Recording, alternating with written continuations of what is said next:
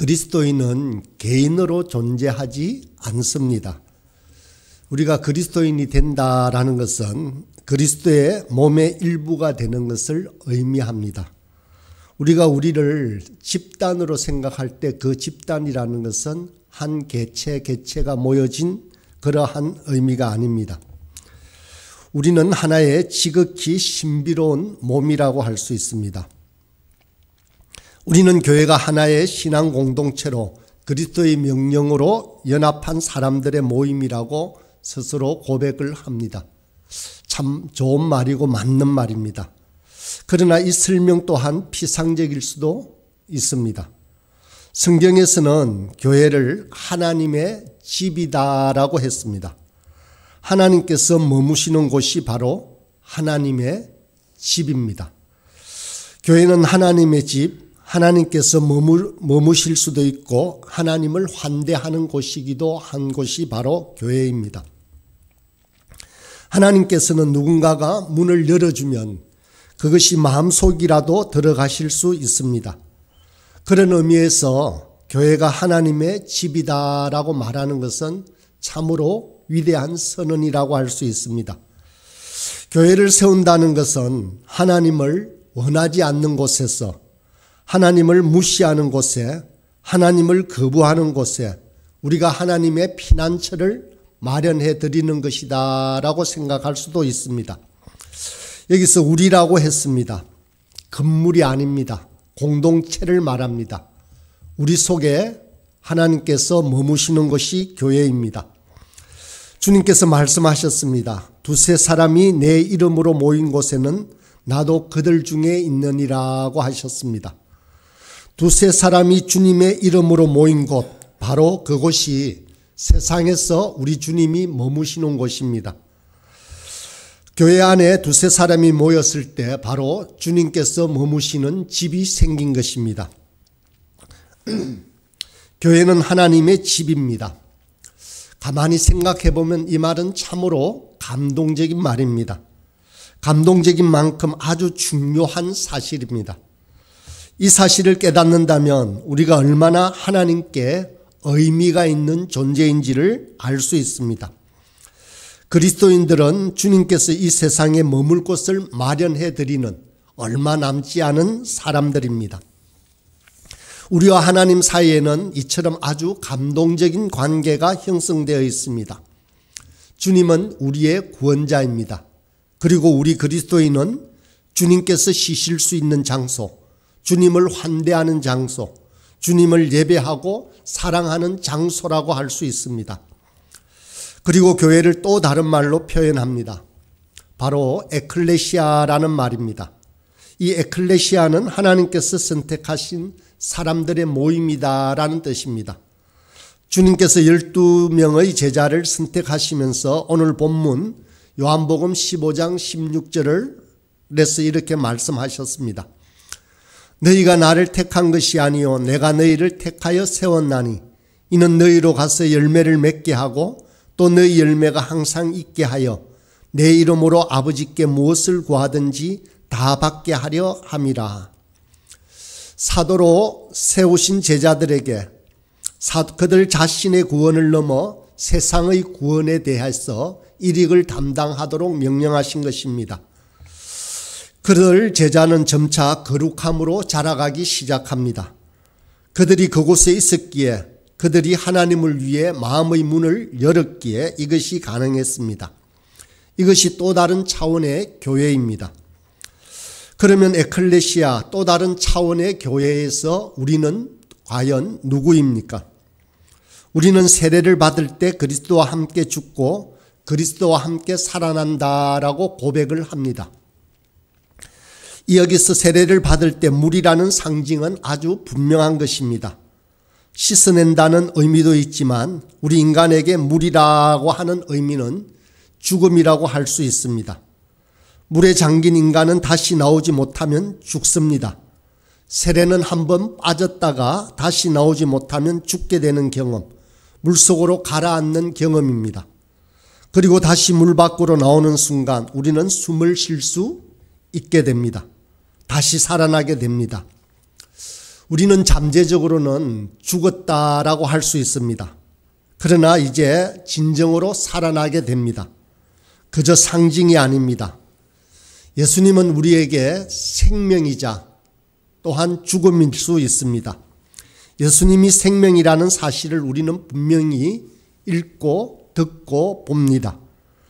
그러나 예수님은 또한 죽음입니다. 이 같은 맥락에서 사도 바울은 고린도전서 4장 10절에서 이렇게 말했습니다. 우리가 항상 예수의 죽음을 몸에 짊어진다라고 말했습니다. 우리는 이러한 경험을 하도록 부름을 받았습니다. 그렇기에 세례를 받고자 할 때 어떤 일이 일어날지, 자신이 무슨 일을 해야 하는지 분명히 아는 것이 중요합니다. 세례를 받는다는 것은 그저 인간이 만든 의식 중에 하나에 참여하는 것이 아닙니다. 세례라는 의미는 아주 현실적입니다. 물은 그리스도이자 그리스도의 죽음입니다. 우리가 물 안으로 들어갈 때 우리는 반드시 우리 예수님의 죽음을 경험해야 합니다. 그리고 우리는 그리스도를 입고 생명으로 나옵니다. 물 밖으로 나올 때 우리는 물에 젖은 채로 나온다는 사실이 중요합니다. 예수님의 생명이 바로 우리의 옷이라고 할 수 있습니다. 예수님의 죽음에 대하여 그리스도는 죽음에 대하여 우리의 죽음이 되시고 우리에게 주어지는 영원한 생명이 되십니다. 비록 아직 온전히 완성되지는 않았지만 영원한 생명은 우리 안에 심겨져 있습니다. 세례를 통해 우리는 씨앗이 심긴 땅이 됩니다. 이 씨앗을 자라게 하고 열매를 맺게 하는 것은 바로 우리의 임무입니다. 모든 것은 이미 주어져 있습니다. 처음에는 멋모른 채 이 모든 것을 받아들입니다. 이것을 받는 순간에는 선물을 받았다라는 것을 우리는 잘 알지만 그 의미를 충분히 혹은 깊이 있게 깨닫지 못할 수도 있습니다. 세례는 이러한 의미에서 시작이라고 할 수 있습니다. 그 다음은 우리의 자유에 맡겨져 있습니다. 우리에게 심긴 씨앗을 내버려 둘 수도 있고 이것을 돌볼 수도 있습니다. 우리는 예수님의 죽음을 품을 수도 있지만 언제든지 이것을 떨쳐내어 버릴 수도 있습니다. 그래서 이 죽음을 거부하며 십자가를 바라보지 않을 수도 있다는 것입니다. 이것은 잠깐 떨쳐버릴 수도 있고 오랜 시간 동안 내버려 둘 수도 있습니다. 그러나 이 씨앗은 결코 사라지지 않습니다. 우리가 살아있는 한 이 씨앗은 우리 안에 머물러 있습니다. 그것은 예수님께서 우리와 관계를 맺고 계시기 때문입니다. 우리는 예수님의 죽음 그리고 예수님의 생명이 우리 안에 모두 머무는 방식으로 예수님과 독특한 관계를 맺고 있습니다. 교회에는 예수님께서 계십니다. 그러나 교회 안에는 우리 자신도 있습니다. 우리의 모습이 있는 것입니다. 그 우리의 모습은 바로 예수님을 닮아 있습니다. 그러나 아직 완성되지 않았습니다. 우리에게는 모든 것이 주어졌습니다. 하지만 우리가 받은 그것에 열매를 맺게 해야 합니다. 교회는 완전한 몸인 동시에 불완전한 몸이라고도 할 수 있습니다. 불완전하다라는 것은 아직 완전함에 이르지 못했다는 것입니다. 아직 완성되지 못하고 아직 거룩함에 이르지는 못했지만 분명한 것은 그 거룩함을 향해 움직이고 있다는 것입니다. 교회란 거룩해진 사람들의 모임이 아니라 회개하는 죄인들의 공동체라는 말을 자주 합니다. 그 회개하는 그 공동체들은 점차 거룩함으로 나아가게 되어 있습니다. 회개라는 것은 그저 잘못을 뉘우칠 뿐만 아니라 모든 유혹과 모든 악으로부터 하나님으로부터 등진 것으로부터 자신을 돌이켜 하나님을 향해 나아가는 것을 의미합니다. 멸망의 길을 걸어갈지 아니면 거룩함으로 자라갈지는 우리에게 달려 있습니다. 우리는 여전히 순례자입니다. 여전히 걷고 있습니다. 그렇습니다. 우리의 본향은 바로 하나님의 도성입니다. 그곳에서 우리는 완전함을 보게 될 것입니다. 교회는 이렇게 움직입니다. 교회는 거룩함으로 나아가고 있습니다. 이 거룩함은 나 혼자가 아닌 한 몸 이룬 우리 모두에 관한 사실입니다. 한 명이라도 파멸한다면 전체는 불완전하기 때문입니다. 이것은 실로 엄청나면서도 두려운 일입니다. 누군가는 떨어져 나가고 더 깊이 수렁에 빠진다면 내가 하나님을 향해 자라간다고 해서 만족할 수 있겠습니까? 평안할 수가 있겠습니까? 교회는 한 몸을 이룬 몸입니다. 하나님께서 모세에게 애굽에서 이스라엘 백성을 이끌어 약속의 땅으로 가라고 하셨을 때 모세가 어떻게 반응했는지를 보겠습니다. 출애굽기 33장 15절에서 모세가 여호와께 아뢰되 주께서 친히 가지 아니하시려거든 우리를 이곳에서 올려보내지 마옵소서라고 말했습니다. 모세는 하나님을 향해 참으로 대담하게 말하고 있습니다. 한편으로는 참으로 아름다운 말이라고도 할 수 있습니다. 하나님께서 같이 가지 않으신다면 이 순례의 길은, 이 여정은 아무런 의미가 없고 우리 또한 순례자가 될 수가 없다라는 것입니다. 그저 떠돌이에 지나지 않게 됩니다. 우리가 의미 있는 순례자가 될 수 있는 것은 하나님이 함께 하시고 우리가 하나님의 도성을 향해 걸어가고 있기 때문입니다. 우리는 세상에 속하지 않습니다. 그러면서 세상에 살고 있습니다. 그렇기에 우리는 거룩함을 향해 달려간과 동시에 또 우리 속의 연약함을 자주자주 깨닫기도 합니다. 하지만 하나님의 몸된 교회는 완전히 무너질 수 없습니다. 왜냐하면 교회는 우리 주님 대신 예수 그리스도 안에서 이루어졌기 때문입니다. 그러한 의미에서 성육신이란 종말적인 사건입니다. 종말이란 마침내 올 것입니다. 어떤 의미에서는 이미 일어났다라고도 할 수 있습니다. 이미 우리는 모두 그리스도 안에 있습니다. 그러나 우리는 그리스도의 충만한 경지에 다다를 때까지 나아가야 합니다. 교회는 보혜사 성령님 안에서 살아 있습니다. 성령님은 우리를 위로하시는 분이십니다. 우리에게 사올 힘을 주시고 완전함에 도달하는 기쁨을 맛볼 수 있게 하십니다. 성령님은 우리 생각보다 훨씬 더 가까이 계시는 분이십니다. 우리가 바로 성령님의 첫 소입니다. 성령님은 바로 우리 안에 분명히 살아 계십니다. 우리 안에 계셔서 우리를 위해 싸우십니다. 그래서 우리를 그리스도의 형상으로 빚고 계시는 것입니다. 그래서 우리 안에서 아들만이 할 수 있는 말을 할 수 있게 우리 성령님은 말씀하십니다. 아바 아버지라고 그렇게 우리는 말할 수 있습니다. 뿐만 아니라 성령님께서는 말로 다 할 수 없을 만큼 깊이 탄식하시고 하나님께 우리 대신 간구해 주신다라고 말씀하셨습니다. 갈 길을 찾아 헤매는 저와 여러분의 탄식 안에서 성령님께서는 신음하시는 것입니다. 성령님께서는 우리에게 이 탄식을 가르치십니다. 우리 안에서는 이 목마름을 되살리십니다. 그래서 우리로 하여금 우리 자신이 메마른 땅임을 깨닫게 하십니다. 우리 한 사람 한 사람이 머리 대신 그리스도의 일부인 것처럼 성령님께서는 우리 한 사람 한 사람에게 안에서 머무십니다. 이러한 사실은 교회의 본질이 무엇인지를 우리에게 잘 보여주고 있습니다. 교회는 그리스도 안에서 성령님 안에서 바로 하나님과 연결되어 있습니다.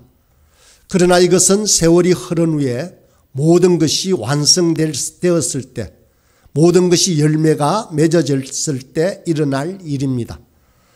그러나 동시에 이것은 교회가 현재 나아가고 있는 방향이자 모습이라고 할 수 있습니다. 이러한 변화의 과정은 우리 한 사람 한 사람에게서 또 우리 모두에게서 일어나고 있는 것입니다.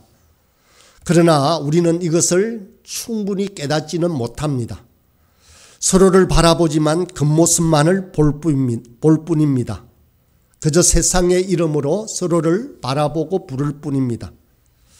우리 한 사람 한 사람의 참된 이름을 알게 될 때가 온다라고 계시록 2장 17절에서는 말씀하십니다. 기 있는 자는 성령이 교회에게 하시는 말씀을 들을지어다. 이기는 그에게는 내가 감추었던 만나를 주고 또 흰 돌을 줄 터인데 그 돌 위에 새 이름을 기록한 것이 있나니 받는 자 밖에는 그 이름을 알 사람이 없느니라. 마지막 날 종말이 오면 우리 각자는 이름을 받게 된다라는 것입니다. 그 이름은 이름을 받는 사람과 하나님만 알 것이다 라고 말씀하십니다. 어쩌면 이 이름은 하나님이 우리를 창조하시고 부르실 때 하나님께서 붙이신 그 이름일지도 모릅니다. 정확하게는 모르겠습니다. 어쨌든 우리는 온전히 그 이름이 될 것이다 라는 사실은 분명합니다. 하지만 우리가 이런 관점으로 우리 자신을 또 우리 자신뿐만 아니라 서로를 조금이라도 바라볼 수 있다면 우리는 우리 안에서 서로에게서 무언가 거룩한 점을 발견하게 될 것입니다. 그러면 결코 피상적으로 자신과 또 이웃을 지체를 바라볼 수 없게 될 것입니다. 한 가지 이야기를 들려드리겠습니다. 이전에 중세 수도원에서 일어난 일입니다. 아주 번창하고 많은 사람이 모여서 함께 집회를 하고 예배를 드리던 수도원이었습니다. 그런데 점차 몰락하여 이제는 소수의 수도사들만 남아있는 그러한 수도원이었습니다. 점차 사람들의 발길도 끊어졌고 근심과 걱정에 사로잡힌 사람들의 모습들만 나타났습니다. 그러자 한 수도사다가 수도원을 나가서 숲으로 향했고 그것에 오두막을 짓고 살던 랍비를 찾아서 조언을 구했다고 합니다. 수도원을 어떻게 되살릴 수 있을까요? 어떻게 해야 할까요? 라고 물었다고 합니다. 그러자 랍비는 이상한 이야기를 전해 주었습니다. 제가 말할 수 있는 것은 단 한 가지입니다. 그 수도원에 있는 여러분 중에 한 사람이 바로 메시아라는 것입니다. 라고 말했다고 합니다. 그러자 이 수도사는 돌아가 자신이 들은 바를 동료 수도사들에게 고했습니다. 참으로 이상한 말입니다. 라고. 그러자 그 소리를 듣는 모든 이들도 당혹함에 사로잡혔습니다. 대체 무슨 말인지 이해가 되지 않았습니다. 정말 우리 중 하나가 메시아일까? 그렇다면 누구일까? 저 사람일까? 아니면 이 사람? 아니면 하고 계속해서 생각했다라고 합니다. 또 혹시 나인가? 모두가 메시아일 수 있었기에 그들은 이제 서로를 새로운 눈으로 바라보기 시작했다고 합니다. 서로를 다르게 바라보았고 서로를 다르게 대했습니다. 메시아를 대하듯 서로를 대했습니다. 그리하여 서로를 전심으로 걱정하고 전심으로 공경하고 전심으로 존경하고 전심으로 섬겼다고 합니다. 뿐만 아니라 전심으로 용서하고 전심으로 너그럽게 대했습니다. 한 사람 한 사람이 자기 자신을 대하는 방식 또한 바뀌었습니다. 내가 메시아가 될 수 있다면 나는 얼마나 경건한 마음으로 나 자신을 대해야 할까라고 고민하며 그렇게 기도하며 살았다고 합니다. 그 결과 수도사들 사이에서는 새로운 관계가 형성되었습니다. 이후 세상 사람들이 수도원을 방문했을 때 그들은 이전에는 한 번도 보지 못한 광경을 보게 되었습니다. 서로를 마치 하나님처럼 대하는 사람들의 모습, 기름 부은 자들처럼 대하는 사람들의 모습을 바라보았기 때문입니다. 꼭 자기 자신이 바로 기름 부음 받은 존재인 것처럼 거룩하게 행동하며 자신을 돌아보며 또 사랑하며 살아가는 모습을 보았기 때문입니다. 이것을 본 사람들은 하나둘 몰려들기 시작했습니다. 그리고 그 주위에 정착하며 그곳에서 아름다운 작은 천국을 만들어 갔다는 것입니다. 이 이야기의 의미를 묵상해 보시기 바랍니다. 우리가 서로를 이렇게 대할 수 있다면 우리 서로가 혹시 이 사람이 나에게 예수님을 하나님을 드러내는 존재가 아닐까 이렇게 묻기 시작할 수 있다면 우리는 참된 믿음체의 공동체로 첫 삽을 뜨게 될 것입니다. 그리고 우리는 거룩한 도성을 향해서 한 걸음 한 걸음 나아가는 귀한 존재가 될 것입니다.